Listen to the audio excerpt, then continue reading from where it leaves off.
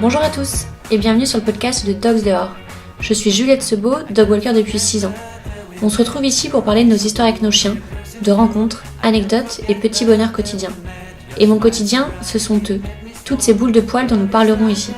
Je les emmène du lundi au vendredi en balade collective au bois de Vincennes et vous pouvez d'ailleurs suivre nos aventures sur les réseaux @dogsdehors, sur Facebook et Instagram.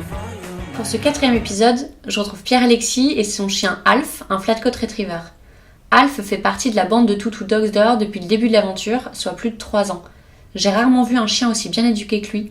Il est attentif à tout, hyper obéissant, et pour les quelques fois où je l'ai gardé chez moi, c'est un vrai bonheur de chien. À tel point que je rêve d'avoir un flat plus tard. C'est pas une race qui est très connue, même si on en croise de plus en plus. Je vous retiens pas plus longtemps, je vous laisse apprécier cette petite discussion riche en conseils et forte d'expérience.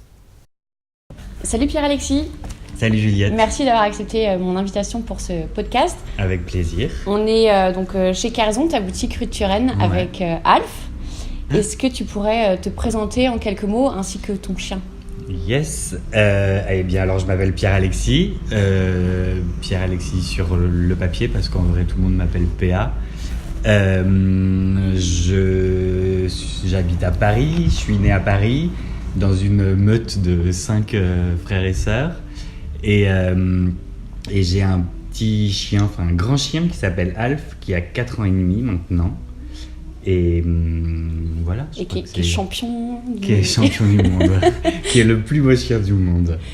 Il a fait des petits concours, ouais, pour représenter sa marque, j'allais dire sa race.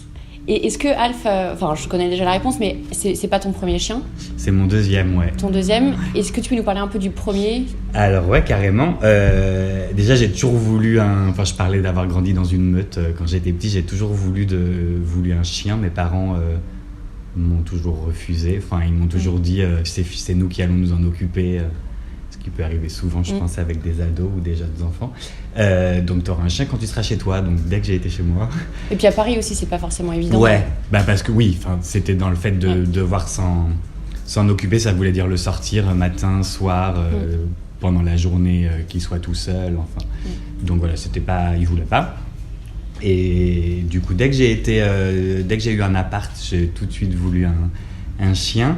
Et c'était un braque de Weimar. T'avais quel âge, j'aime bien les grands chiens. Quand tu l'as pris, t'avais quel âge ?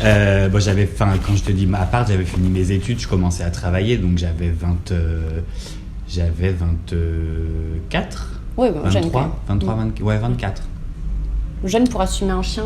Ouais, mais j'avais super envie. Ouais. Et du coup, je voulais un braque de Weimar. C'est un peu idiot, c'était un choix esthétique, parce que je les trouvais super beaux et voilà, idiot.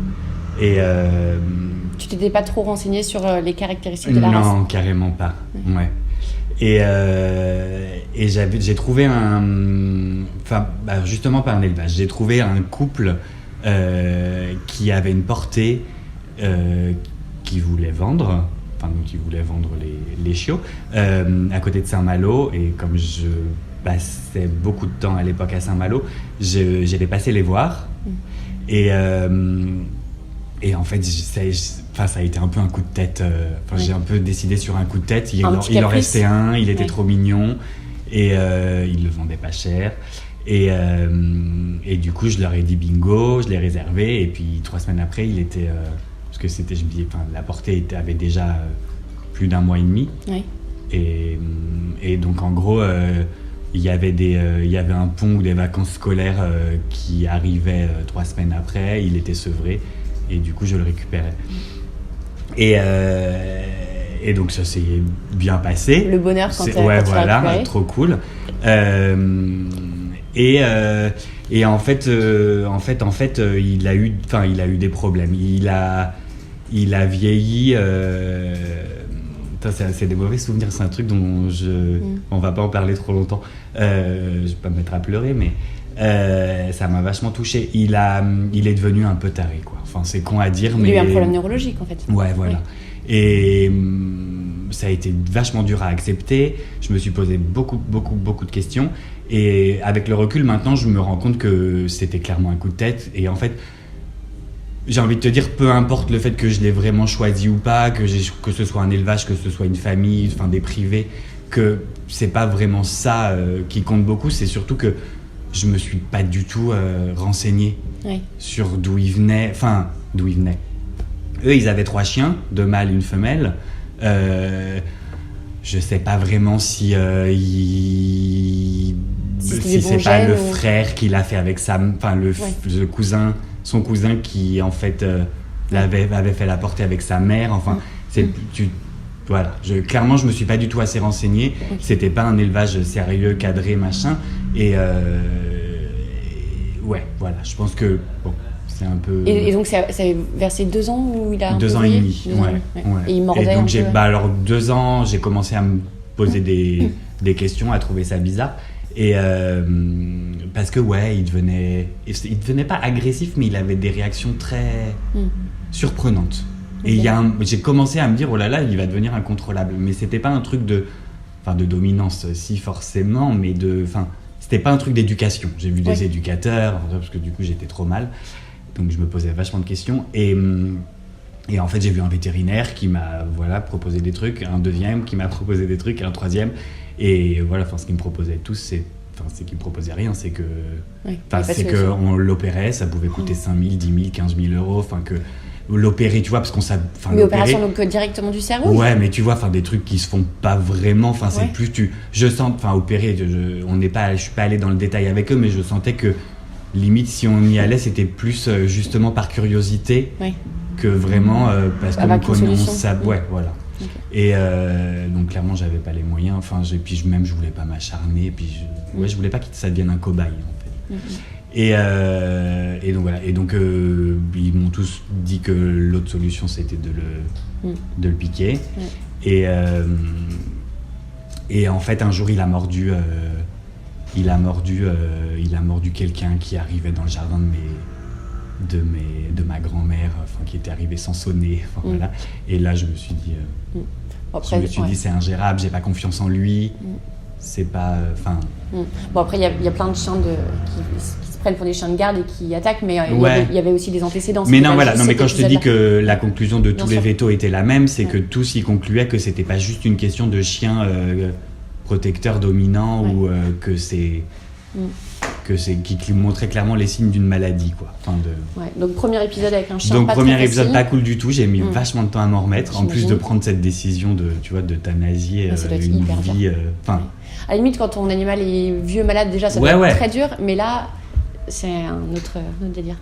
Et forcément, tu te dis, est-ce que c'est un truc de confort ? Est-ce que c'est un choix de confort ou est-ce que vraiment il y a que ça ? Tu vois, des questions assez dures.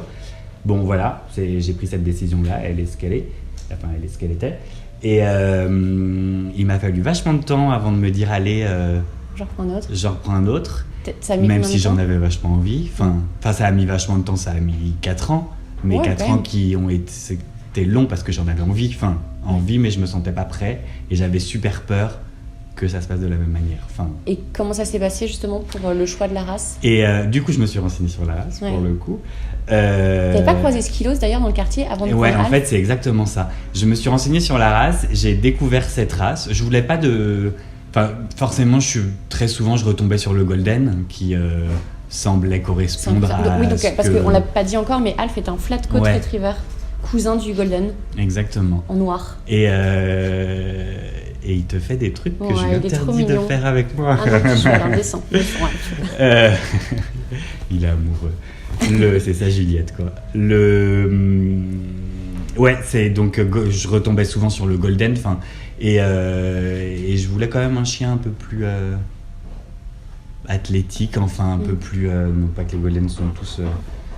Mais j'ai découvert en tout cas les flatcoats que j'ai trouvé très beaux et toutes les descriptions disaient qu'ils étaient super attachés et assez dociles, facilement dressables. Ils sont utilisés faciles à éduquer, ils sont utilisés en guide, parce que je m'étais, avant de décider à en prendre un autre chien et donc à prendre Alf, je m'étais vachement posé la question d'être famille d'accueil. Et c'est aussi pour ça que c'est aussi comme ça que j'ai découvert le flatcoat. Et je l'ai pas fait. Possible de te séparer d'un chien. Et en fait, c'est ça qui m'a. Dur. Je me suis dit putain, ça a été tellement dur le premier. Si là tous les ans, Enfin, tous les ans, si à chaque fois au bout d'un an, il faut s'en séparer. Donc voilà. Donc du coup, un jour, en promenant dans la rue, effectivement, j'ai croisé Skilos. Skilos, qui est un chien qui se balade avec moi aussi. Et sa maîtresse, et je lui ai demandé, je l'ai arrêté, excusez-moi de vous déranger, je l'adore votre chien, comme ça arrive à plein de maîtres de chiens. Parce que voilà, je lui ai dit, je viens de découvrir cette race et est-ce que vous pouvez, enfin, est-ce qu'on peut, je voudrais juste en parler avec quelqu'un qui la connaît mieux et puis savoir d'où il vient. Et donc c'est marrant parce qu'elle m'a dit, il vient d'un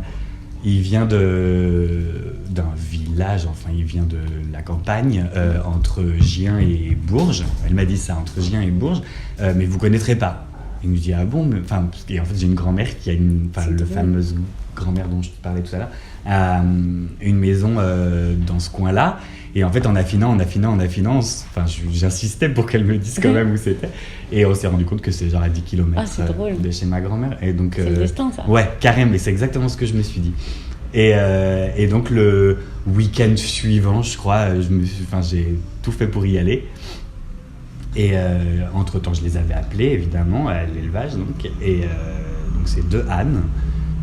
Qui sont super et donc on en a beaucoup parlé au téléphone et elle m'a dit pour le moment on n'a pas de portée mais venez voir déjà comment ils sont, comment ça se passe, comment on s'en occupe et j'y suis allé donc le week-end suivant, je me suis vraiment dépêché et je les ai trouvés super. Je les ai trouvées super et puis du coup elles ont vraiment une démarche d'élevage, elles font ça depuis des années, elles en ont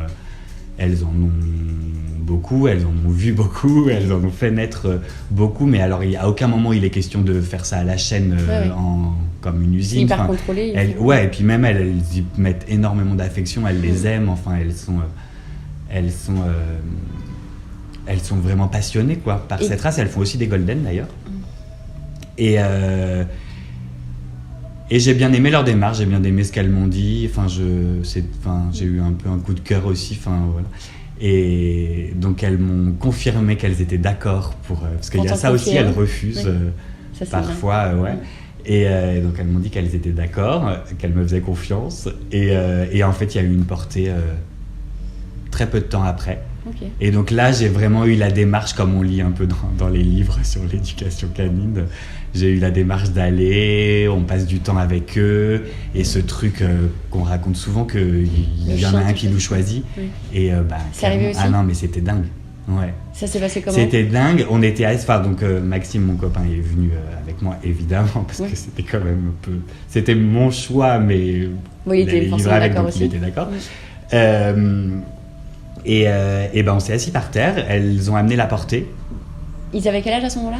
Ah putain, ils étaient. Minus ? Ouais, je ne peux pas te dire de bêtises parce que je me souviens pas, mais je te dirais peut-être 2 semaines, non ? Ouais. 2 semaines, c'est peut-être trop jeune. Pas grand-chose, ouais. Mais ouais, mais clairement, non, parce qu'il marchait puisqu'il est venu vers nous. Donc tu vois, bêtement, je saurais pas te dire précisément quel âge ils avaient. Mais ils avaient les yeux ouverts et ils marchaient, quoi. Mais quand même hyper bateau. Et en fait, on a eu. Donc, nous, du coup, on était concentrés sur il faut qu'on regarde lequel vient vers nous. Et parce que, clairement, quand même, ils sont tous intéressés et ils viennent un peu tous. Parce qu'on était assis par terre, ils viennent un peu tous sur nous. Mais en fait, c'est plutôt qu'on a eu le sentiment que Alf, qui est venu vers les premiers, il poussait les autres. Okay. Tu vois, plus que nous avoir choisis, il poussait les autres, genre, mais non, c'est moi qui vont prendre. Vraiment, il y a eu un truc très bizarre.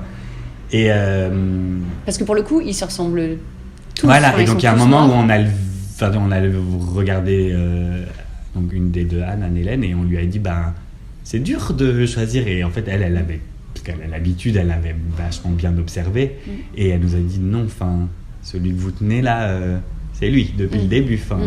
Et voilà, et c'était évident.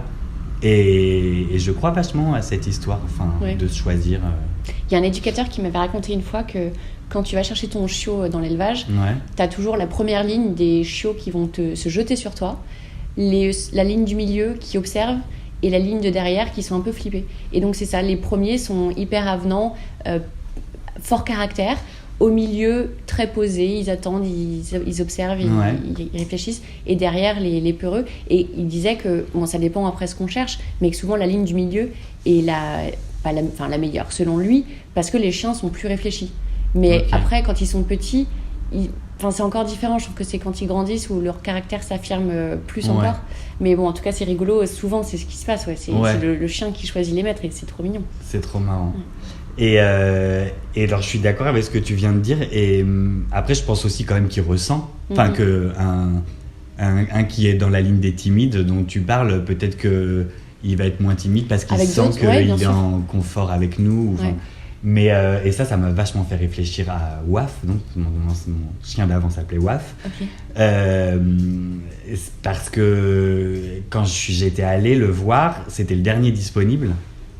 Toute la portée était réservée. Et en fait, c'était le dernier disponible aussi parce que il était super turbulent. D'accord. Il sautait dans tous les sens et je pense qu'il a fait peur à tout le monde. Et que moi, j'avais trouvé ça trop mignon. Bah oui. Je sais plus où on en était. Et donc Alf vous a choisi. Donc Alf nous a choisi.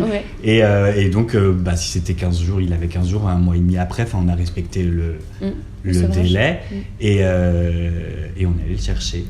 Et alors, donc elle s'en offre, une fois de plus, leur publicité comme ça pendant. Et on peut donner le nom de l'élevage d'ailleurs, parce que ça s'appelle 18 carats. Et les chiens sont top.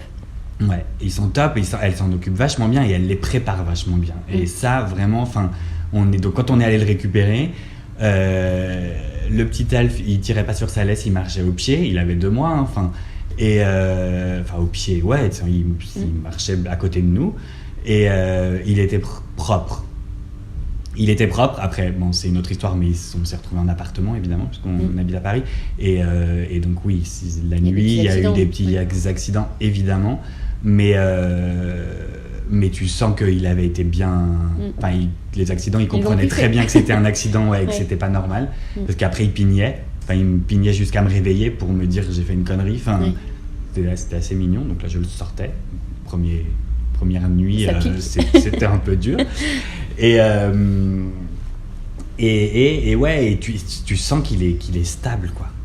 Et donc ce qui moi m'a vachement surpris, c'est qu'il était content d'être avec nous dans la voiture. Il a pas du tout pleuré. Et alors je refaisais forcément le parallèle avec Waf, qui lui avait hurlé. Et ça avait été très très dur d'ailleurs. Donc non, vraiment, c'est des chiens super, d'un élevage super, Et donc, tu avais déjà des notions d'éducation puisque je m'étais déjà vachement renseigné pour WAF, J'avais vu des éducateurs, mais j'avais aussi vu un éducateur avant de me poser des questions quand il était chiot. Parce que Alf est extrêmement bien dressé. Dans la rue, il n'est jamais attaché. Tu fais du vélo, il court à côté de toi sur le trottoir. Alf ne traverse pas la rue si c'est pas sur un passage piéton. Si tu ne lui dis pas de traverser, il ne traverse pas. C'est incroyable. C'est vraiment de la folie. Il est tellement bien éduqué. Est-ce que tu peux nous raconter comment tu as fait l'apprentissage, le temps que ça a pris? Peut-être que je suis un peu névrosé aussi. Mais non, mais tu as hyper bien travaillé. Ce que j'ai pas dit tout à l'heure, dans le fait aussi qu'on vit à Paris et que mes parents me disaient t'auras ton chien quand tu seras chez toi, j'ai toujours travaillé à mon compte. J'ai jamais été salarié et l'idée aussi d'avoir un chien et d'être chez moi et à mon compte, c'est que j'aurais pas pris un chien pour le laisser toute la journée. Il y a des gens qui le font, il y a des chiens qui survivent et qui sont sûrement très heureux, mais en tout cas moi je voulais pas parce que je l'aurais mal vécu de me dire il m'attend à la maison. Toi, tu voulais vraiment un chien pour être avec toi tout le temps. Ton pote, ton exactement. Et donc à partir du moment où il était tout le temps avec moi, il fallait que ce soit pas chiant. Et que ce soit pas une contrainte, parce que qu'il soit avec moi. Mais finalement, c'était aussi le soir au resto, le soir quand je sors dans des bars, pas jusqu'au bout de la nuit, mais que je puisse faire le plus de trucs. Il a une boule chelou. Le vétérinaire m'a dit que c'était rien. Parce que je caresse Alf en même temps. Je voulais pas que ce soit une contrainte, mais parce que je voulais pas aussi que lui ressente qu'il était une contrainte pour moi. Donc je me suis dit, pour que tout se passe bien et qu'on soit serein, il faut que je le cadre bien et que tout soit simple et que clairement la laisse ça bloque sa liberté aussi. Donc c'est le fait qu'il m'écoute, qu'il soit éduqué pour ne pas avoir besoin de laisse, c'était aussi une certaine liberté pour lui de pouvoir gambader sur le trottoir sans que je lui tire dessus tout le temps. Et donc du coup ça a été un taf. En fait c'est de la répétition. De la répétition. Enfin, pour lui apprendre que toi, t'es sur ton vélo, sur la rue et sur la route. Après, c'est des étapes. Mais alors, les 2 ânes, elles m'ont vachement briefé aussi, avant que je le récupère et quand je l'ai récupéré. Et le jour où on le prend, on passe 2 heures avec elles, où elles reprennent point par point et tout. Et donc, clairement, la première étape, c'est le positionnement par rapport à lui. De lui faire comprendre que je l'aime énormément, que je suis trop content qu'il soit là, mais c'est quand même toi qui décides. Mais que ça va quand même être moi le boss pour les prochaines années. Et moi qui décide. Et ça, c'est dans des postures aussi vachement, dans la façon de se tenir devant lui, dans la façon de et prendre cette posture-là veut pas dire qu'on est super méchant et qu'il faut jamais le caresser. Mais bien au contraire. Je peux me rouler par terre avec lui au milieu du salon à faire n'importe quoi. Ça n'empêche que quand je décide d'arrêter, c'est moi qui ai décidé et on arrête. Et en fait, c'est con, mais ça passe dès le départ par des limites mais alors c'est pas des limites gratuites, mais c'est une répétition de toujours la même chose. C'est ne jamais dire oui à un truc alors qu'on a dit non 15 fois avant, parce que c'est le meilleur moyen qu'ils se disent tu cèdes pas du tout. T'as cédé. Donc mec, si t'es pas raccord avec ce que tu m'imposes. Et voilà, et donc quand je te dis que c'était du taf et que c'est toujours répéter, c'est ça. C'est jamais le passage piéton, ça paraît débile et c'est super chiant de mettre ça en place. Mais avant de traverser, on ne traverse que sur les bandes blanches et avant de traverser, on s'assied. Donc c'est boring. Non, mais mais jamais t'as lâché le truc. Jamais j'ai lâché le truc. Et du coup, il a compris. Il y a un week-end où tu me l'avais laissé, vous étiez parti à Berlin. Et je faisais la dernière balade avant d'aller dormir, donc dans mon quartier, et on fait vraiment le tour du pâté de maison. Et je fais même pas attention parce que Omi était sans laisse aussi, les deux. On traverse et on coupe un petit peu, on n'est pas exactement sur le passage piéton. Et je me retourne, je regarde, je vois qu'Al fait pas à côté de moi. Je me retourne, il était resté de l'autre côté et il n'avait pas voulu traverser parce que j'avais pas respecté le passage piéton. Et donc là, je me souvenais. Non, mais non, mais comme quoi, c'est génial parce que t'étais pas là et pourtant il respecte ça. Et donc j'avais fait demi-tour et on avait marché ensemble sur le passage piéton. Et quand je te le ramène ici, c'est pareil, je fais toujours attention de me mettre près du passage piéton pour qu'on suive le truc. Enfin, c'est super. T'as pas envie de gâcher tous les efforts que t'as pu mettre là-dedans, quoi. Et carrément, il te ramène tous ses jouets là. Ouais, il est fier. Mais non, mais c'est exactement ça. En fait, c'est le cadrer, c'est le mettre dans un mode où.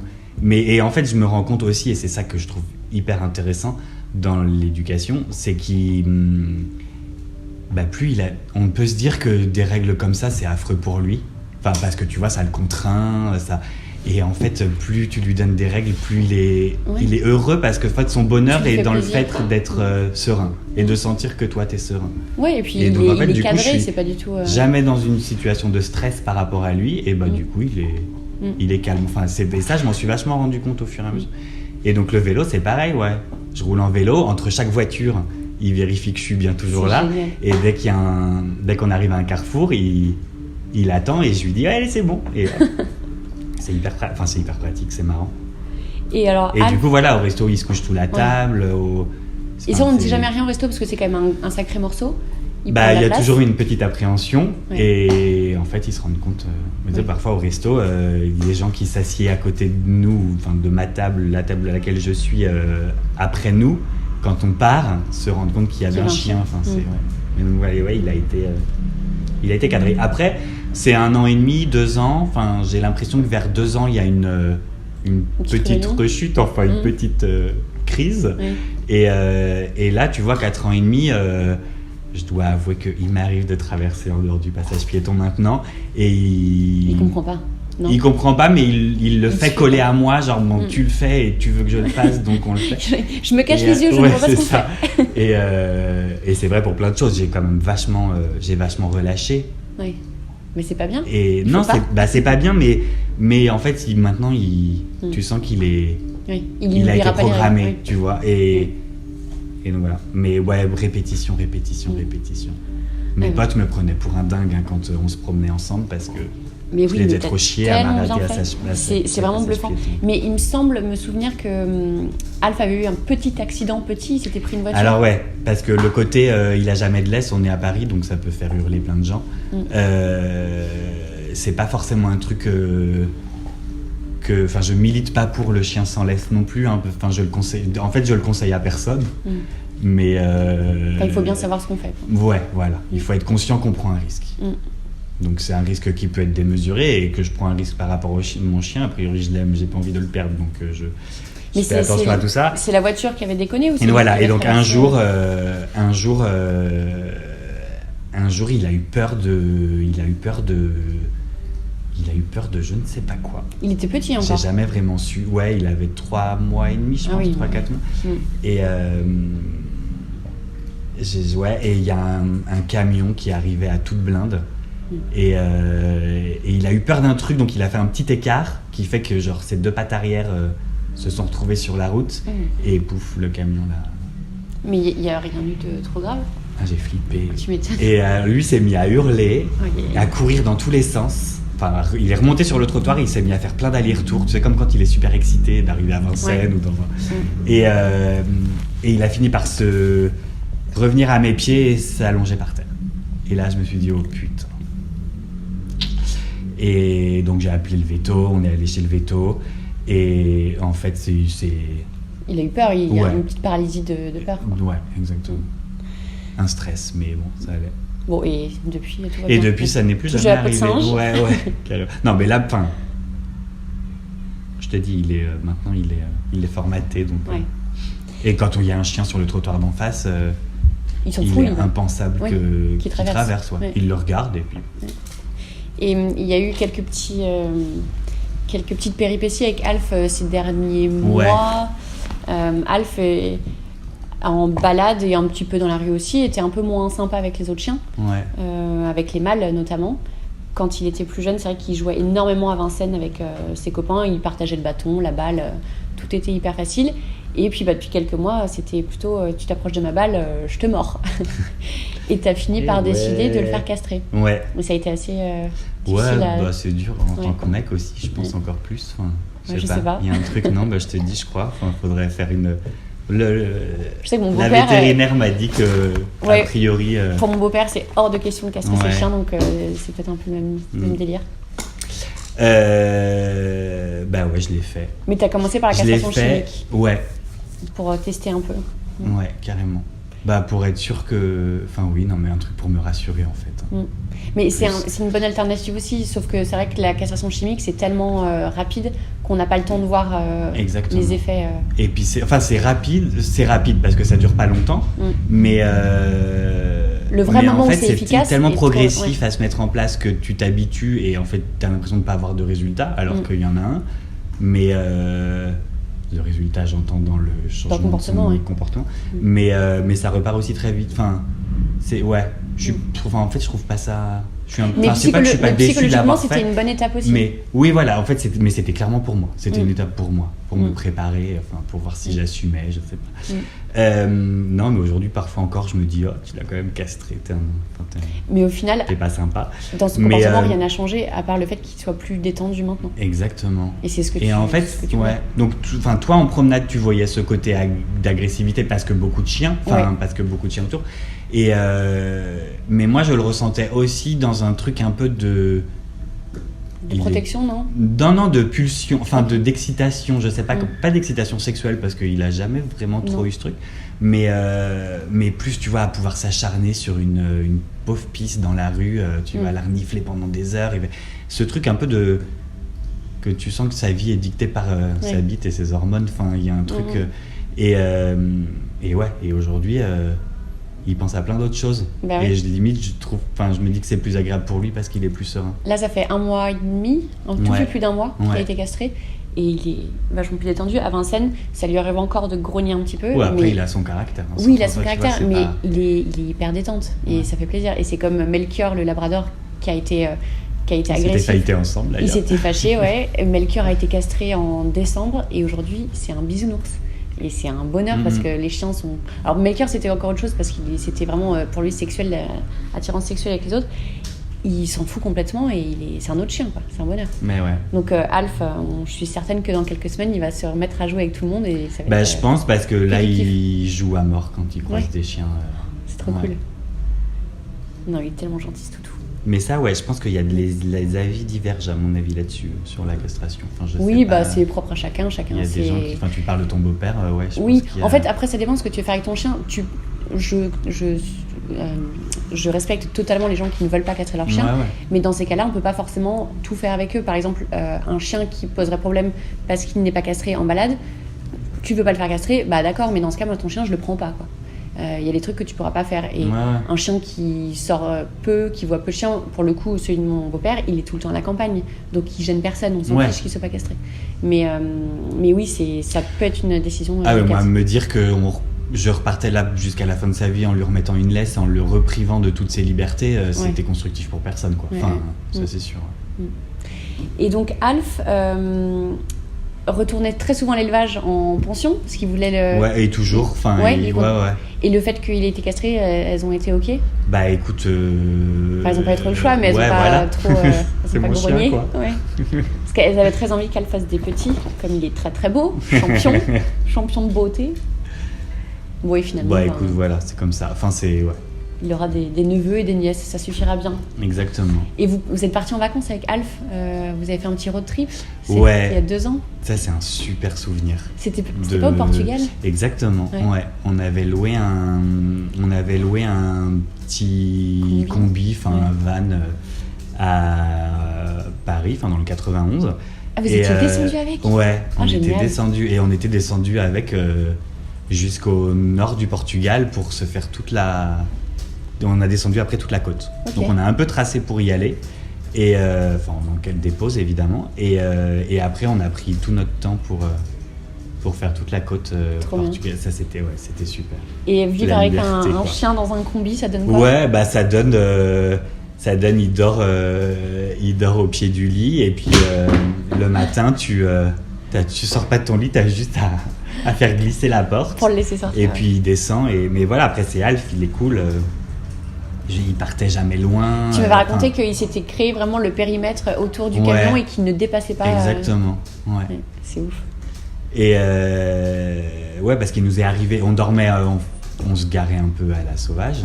Et de temps en temps, on allait quand même dans des campings. Et donc là, tu as des petites démarcations au sol pour chaque emplacement, mais il n'y a pas de grille. Et effectivement, il sortait pas de l'emplacement tant qu'on lui disait pas, c'était marrant. Mais bon, on faisait quand même principalement du camping un peu sauvage et donc là il partait courir sur la plage, direct il allait se baigner en se réveillant. Enfin, c'était, vous avez prévu d'autres vacances? Franchement, c'était hyper agréable. J'ai très envie de, tu vois, voilà. J'ai très envie de. Il te protège un peu aussi en fait. Hein. Peut-être. J'ai très envie de recommencer, ouais. Après, j'ai un problème. J'ai l'impression que j'arriverai jamais à lui faire prendre l'avion. Ah ouais. Ça me fait flipper. Je sais pas pourquoi, mais. Pourtant, il n'y a moi, je suis pas à l'aise avec l'avion non plus. Il n'y a pas de médicaments à leur donner. Ils sont dans leur Vericanel. Je trouve ce mot super moche, mais ça s'appelle comme ça. Ils sont cool, hein. Il va dormir. Tu sais, il a l'habitude en plus dans ma voiture. Il est en box aussi. Ouais, mais c'est plus le côté, tu vois, 7 heures d'avion. Bah oui, après ça dépend où vous allez, mais. Ouais. Mais j'ai envie de me dire, il a jamais fait ça. Il a jamais passé 7 heures sans sortir, puisque ça arrive pendant la nuit, mais... Oui, bah en fait, c'est peut-être toi qui es plus stressé c'est clairement que lui. Moi. Ouais. C'est clairement moi. Et si tu franchissais cette peur de prendre l'avion, vous iriez où? J'ai envie de faire un road trip comme ça au Canada. Ah, génial. Dans les grands parcs et tout. L'Ouest canadien? Ouais. Oh, ça a l'air tellement beau. Et je trouverais ça cool qu'il soit là. Ouais. Trop bien. Bon, et alors pour terminer ce petit entretien, c'est la question bonus, peut-être que tu l'as déjà entendu. On inverse les rôles et si tu as envie de me poser une question, c'est le moment. J'ai pas assez réfléchi, je me suis pas préparé pour la meilleure des questions. Non, j'aurais envie de te demander qui tu vas interviewer après, mais ça je le saurai, je le découvrirai. Ouais. Est-ce que... Non, je sais pas trop si je vais trouver une question. Je peux couper un peu si tu veux réfléchir. Parce que je vais réfléchir, c'est sympa. Merci. Petit aparté, j'ai pris PA par surprise avec mon bonus et il n'a pas trouvé de questions sur le coup. Alors sorry PA, mais est-ce que tu as bien écouté les épisodes précédents? parce que je fais la blague à tout le monde. Bon, je vous rassure, il m'a écrit un peu plus tard, je vous lis son message. Je viens de repenser à 2 choses que je voulais te dire et qui auraient pu être des questions. T'as dit à Véro que Omi venait d'un trafic, je voulais en savoir plus, et surtout te demander de faire un épisode sur ton auto-interview, ça intéresserait aussi plein de monde. Alors je vais bientôt enregistrer un épisode pour vous raconter rapidement mon parcours, et l'arrivée d'Omi en fera partie parce que c'est grâce à elle que j'ai découvert le dog walking à Paris. Et au sujet du trafic, Omi a été achetée dans une animalerie du 8e arrondissement. C'était en 2012, je rêvais d'avoir un chien depuis toute petite, et je me suis pas du tout posé la question de sa provenance. J'étais pas vraiment au courant, même si ça peut paraître stupide, de l'importance que ça avait d'aller choisir son chiot et de rencontrer les parents et les éleveurs tout simplement, ou même évidemment d'aller chercher son chien à l'SPA. Enfin bref, le trafic des chiens de l'Est, j'étais vraiment pas du tout au courant. N'empêche qu'à l'époque, le gérant m'avait dit qu'Omi venait d'un élevage familial en Belgique et qu'il allait lui-même chaque semaine choisir des chiots pour les ramener à Paris. Et en fait, j'ai découvert une semaine plus tard, en récupérant son carnet de santé, que les premiers vaccins avaient été faits en Slovaquie. Donc j'ai demandé des explications et sans me les donner, il m'a proposé de lui rendre le chien si ça ne me convenait pas. Donc c'était évidemment hors de question. Omi n'a jamais eu de problème de santé ou même de comportement, donc j'ai eu quand même beaucoup de chance. Mais je faisais pas la maline et encore aujourd'hui, même si je suis trop heureuse qu'elle soit rentrée dans ma vie, j'aurais aimé être plus au courant. Donc si vous nous écoutez aujourd'hui et que vous imaginez acheter un chien ou aller adopter un chien, enfin voilà, juste n'allez pas dans les animaleries, c'est pas clair du tout et puis ils mentent complètement sur la provenance. Enfin, je sais pas s'ils sont tous pareils, mais beaucoup d'entre eux j'ai l'impression, sur les quais, tout ça. Donc n'allez pas dans les animaleries, voilà. On retrouve PA et on termine le podcast et puis j'irai plus dans les détails dans un autre épisode. Merci PA pour d'avoir discuté avec nous, c'est vraiment cool d'en savoir un peu plus sur Alf. On va donner tes réseaux si les gens veulent te suivre parce que tu fais des super photos d'Alf à chaque fois. Alors ouais, c'est peut-être saoulant en plus que je fasse autant de photos. Mais pas du tout. Et ben sur Instagram de la place, de LAPLACE. Et sinon, là on est dans la boutique de Kerzon, KERZON. Qui est rue de Turenne à Paris. Ouais, et pour lequel il pose un peu aussi de temps en temps. C'est la mascotte. Ouais. Trop cool. Bon bah merci beaucoup. À bientôt. Prochaine. Salut Juliette.